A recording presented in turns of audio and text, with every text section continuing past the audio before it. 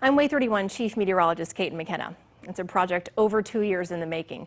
The WAAY 31 StormTracker Early Warning Radar Network. 3 Doppler radars across North Alabama comprise what is now the largest private radar network in the country.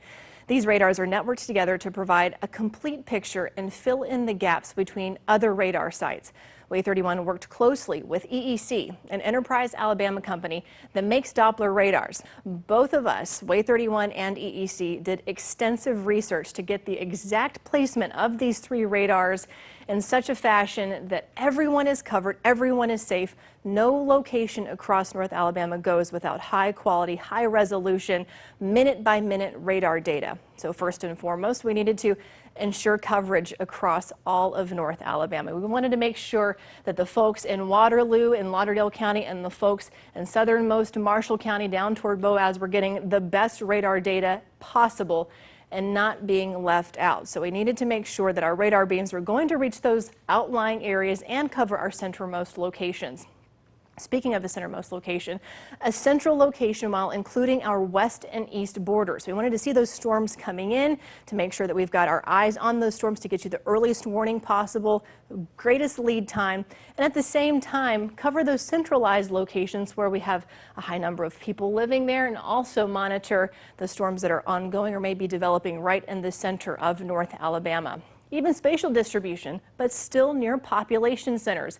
Can't put 3 radars right next to each other and leave one portion of North Alabama totally uncovered. We need to place these evenly across the landscape and at the same time get even quality radar data across the landscape. Population centers, that's also important to consider because we needed the infrastructure for these radars. We need to be able to get internet to these to send and receive radar data, and we also needed power to help us do that. Higher populated areas typically have better infrastructure to do just that.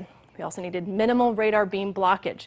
What does that mean? We'll pick up on that in just a second because that's a really important concept when it comes to the exact placement of these radars. First here we have the Muscle Shoals radar. This is one of those radars that's able to see those storms coming out of northeast Mississippi, out of West Tennessee, and give us a really good idea of what's coming into North Alabama. Our centrally located radar is our radar site indicator. This covers the heart of North Alabama, the highest populated area. And at the same time, we also have our radar in Guntersville. This is helping cover the areas where it's maybe difficult to see just based on terrain. We wanted to make sure that the folks in Jackson, DeKalb, and Marshall counties had really good radar data to keep them safe as well.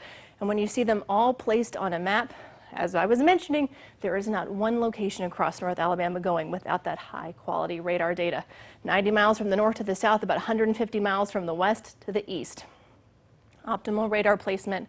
Speaking about beam blockage, this is how you kind of hone in a town or in a city to know exactly where you need to place that radar. You can't put these right next to a building because that radar beam is going to be blocked. So when that radar beam looks like this, you avoid radar beam blockage. That placement allows for a clear view across the landscape. But if you put this next to a building, you put this next to a mountain, buildings, mountains, trees, and other obstructions can block the radar beam's path, preventing that complete picture.